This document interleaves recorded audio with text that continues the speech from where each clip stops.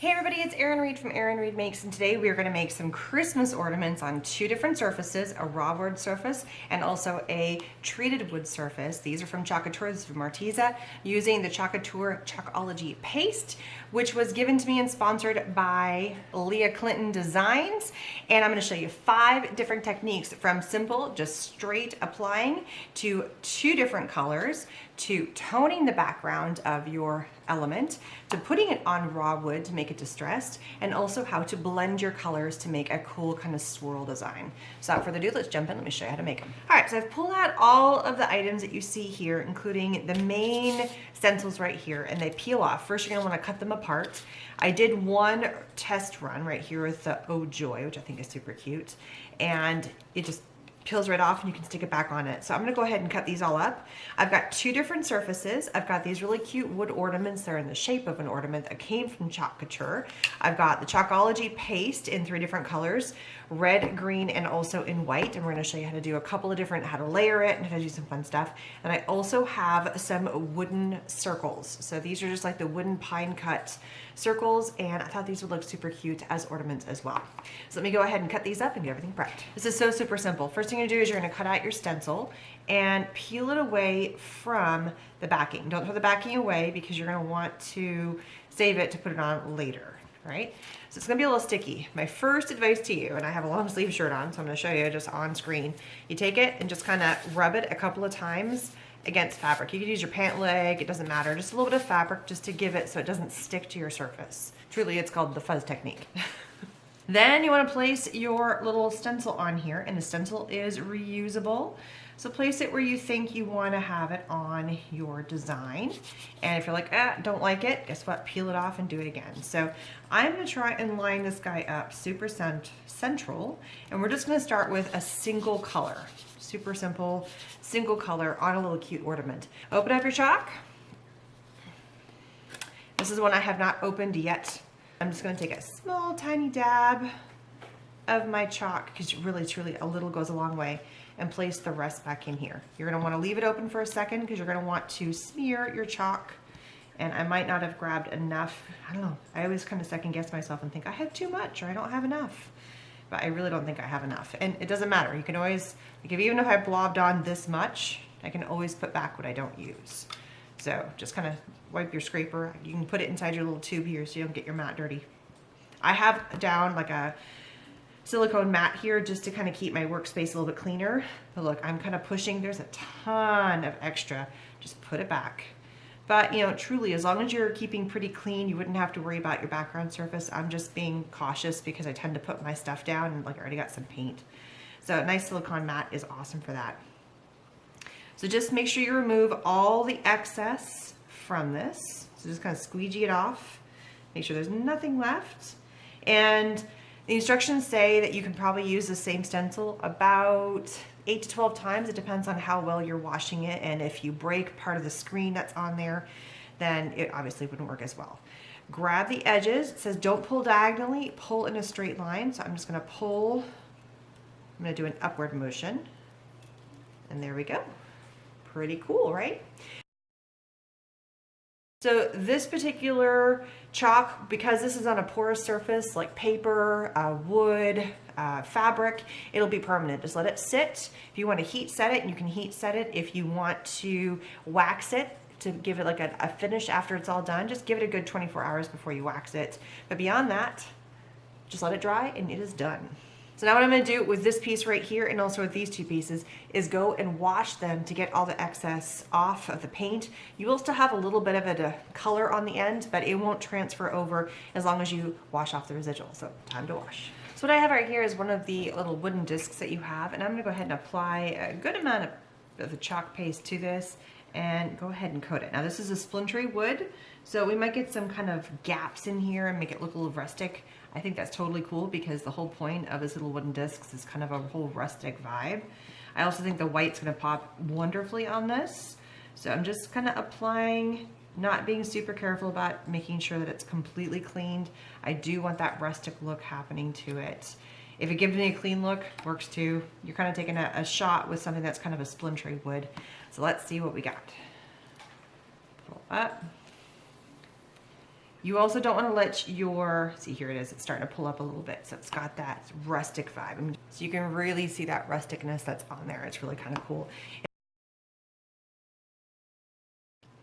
Another fun tip, because these are so easy and small to clean these things, I found just take a paper towel, a little spray bottle right here, and then just kind of wipe it clean, because all you need is a little bit of cool water. And then just wipe it clean with your paper towel and also your spray bottle. Flip it over and get the other side cleaned off as well. It shouldn't take that long. And then just make sure that you put back the little plastic coating that's on the back side. But this still can be reused quite a few times. Just make sure it lays on your little plastic matting. So how do you do one where you want to do more than one color? You want to add layers of colors, you want to do reds, you want to do greens. I don't think the white's going to work as well on this, but what if you want to blend colors? You can totally blend colors, lots of options. So start off with just one color. So where do I want to do my one color? My one color is going to be my hope. And I want to make sure that I get in here and just apply the color to the hope. I'm using my little spatula this time, because I don't want to get anywhere close to where I'm going to apply my green. I want to stay away from that. So it's all about how you're angling your paint in there. Clean that off really well, and then just do your best job with the little spatula that you have to kind of clean it off. I do have a tiny squeegee, and I'm going to come in. I cannot do that with the little berries. I'm not good enough to do it with the squeegee in the little berry areas. Just do your best to try and come in and get the little berries, which is what I want to have be red, because the holly pieces I want to have be green. So just kind of paint it in, for lack of a better term. Get in there. Get all nice, painty, clean off my spatula, and then do my best without touching anything else to take off that paint. Really pull that paint off, or the chalk off. You have enough time before you need to do the next color. I wouldn't leave this sit overnight, but you've got a few minutes before you need to try and pull this off, otherwise it doesn't come off cleanly. Next, you're going to come in with your other color, and we are going to do the greens. This time we're going to do the holly. And again, I'm just going to speed this up. I'm going to use my little spatula here. I'm just going to use the spatula for all of it, because I feel I have a little bit more control than over the squeegee. And if it's a little bit thicker, I'm totally cool with that. That doesn't bother me at all. I don't need this to be a super flat thing. All right, speeding up time.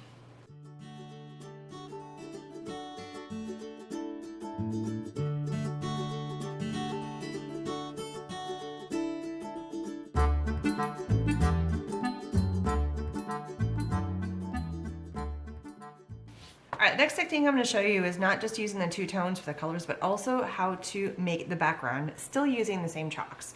So I did red on this one, but the theory is still the same. I'm going to take a little blob of the paint, chalk, whatever you want to call it, black for a better term, paint. And I'm going to take a paper towel, get it a tiny bit wet, just to help with the moving. I'm going to move this one out of the way so I don't get it all gross. And I'm going to rub in, basically like I'm buffing, and just kind of buff it in.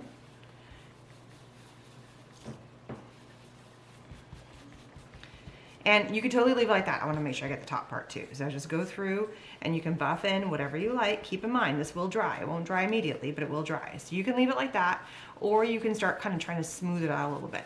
I like the little buff look, and if you feel like you need more, grab a little bit more. It will start trying to dry on you.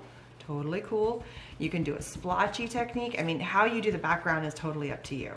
Just be careful not to like pull it off. So you want to have a little bit of something to happen in here. If you feel like it's too thick and you need a little bit more, just get your paper towel just a tiny bit wet, and it allows you to kind of buff it in and be a little bit smoother with it. So it really just depends on what kind of background you want. It's not going to be a solid color. This is definitely going to be more of a distressed or kind of like a grungy or, you know, rusticy kind of a look. So just kind of have fun with that. When you feel like you have the background desired that you wish, I'm coming in, either let it set, just put it off to the side and let it dry, or if you're impatient, you can use the heat gun to dry it. Now my test to see if it's done, I've kind of let this, it's still a little warm, so be careful. You're just gonna rub it, and if you don't see anything coming off, then you are set. If it just barely comes off, like there's just a tiny, tiny hint of green on here, it's enough that I can put my next layer on. So then I pick out my little stencil that I want to use, and go ahead and give it the fuzz test. I'm gonna place it on.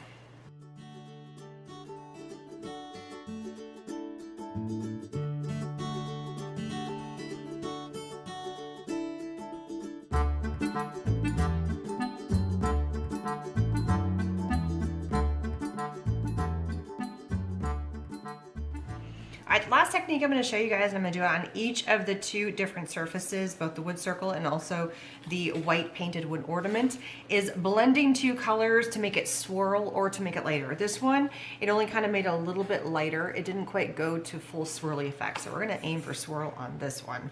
So I'm going to start off with just kind of placing a little bit of paint, or of the chalk, just like that, and then I'm done with that.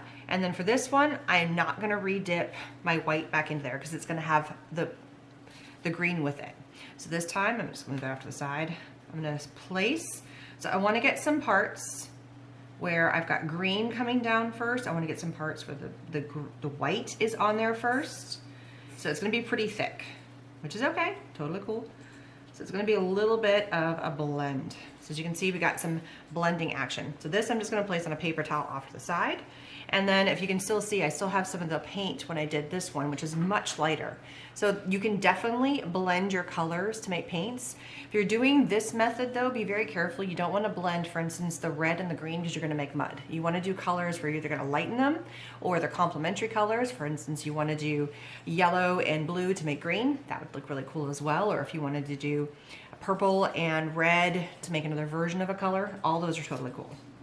All right, so now what I'm gonna do, I'm gonna start scraping some of this off. Because I can't scrape this back into here, either you can get another container to keep a lighter color of a chalk, or just give it, go with the fact that you're gonna have a little bit of waste, which is fine. And so just start removing, kind of blending in the color as you're doing it. You're gonna get a little bit of a different vibe because you've got multicolors happening at the same time. And this one's gonna be very different than the one I did before. This one, I put all the green down first and then I put a layer of white and kind of blended in as I was doing it. This one, I add the colors in kind of at different levels. I did greens and whites. So we're gonna see, it's gonna be a little bit of a mystery about what this is gonna look like. And then lift this off. So there we go. Kind of swirl blended look. It's got some lighter areas and some darker areas. It's really quite cool. So I hope you guys have enjoyed how to learn how to do 5 different techniques using the chalk paste to make Christmas ornaments, of which you could use these same techniques for other projects as well. These happen to all be on either raw wood or also a treated wood. Treated wood came from the Chalk Couture, the raw wood came from Arteza, but you can use lots of surfaces. If you did it on a plastic or a glass or a chalk, remember you can wipe it clean and start over. If you do it on a porous surface like woods, papers, fabrics, those things are porous, so it's going to be permanent. Just give it a little bit of time to dry. These ones, they only take maybe about 5 or 6 minutes to dry, and they are good to go, and they look super, super cute. For all of these ornaments, I only did them one-sided. I did not do the other side, but you totally could flip it over and do the exact same thing on the other side, or you could put the year or the person's name who made it. So many fun options. Links to Leah Clinton Designs, who was the most generous sponsor of this video. She sent me all the items and I got a chance to play and have a ton of fun with this Chalk Couture paste. And link is down below where you can find that. Don't forget to subscribe and hit that bell button. I'll see you guys again later. Bye-bye, everybody.